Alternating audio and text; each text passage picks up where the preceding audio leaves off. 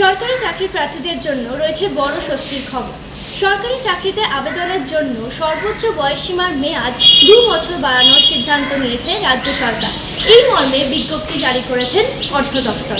West Bengal services raising of age limit rules 1981 সংশোধন এনে অর্থ দফতর জানিয়েছে, বিজ্ঞপ্তি প্রকাশের দিন থেকে আগামী 2 বছর পর্যন্ত বর্ধিত সর্বোচ্চ বয়সসীমার সুবিধা বহাল থাকবে।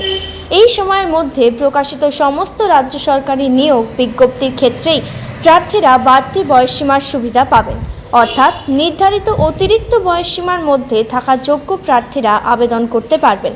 শুধু তাই নয়, 2 বছরের এই সময়সীমা শেষ হয়ে গেলেও ওই সময়ের মধ্যে প্রকাশিত নিয়োগ বিজ্ঞপ্তিগুলির ক্ষেত্রে বর্ধিত বয়সসীমার সুবিধা বহাল থাকবে। ফলে চলতি ও আগামী 2 বছরে প্রকাশিত সরকারি চাকরির বিজ্ঞপ্তিতে আবেদন করতে ইচ্ছুক বহু চাকরি প্রার্থীদের কাছেই এই সিদ্ধান্ত বড় স্বস্তি এনে দিল।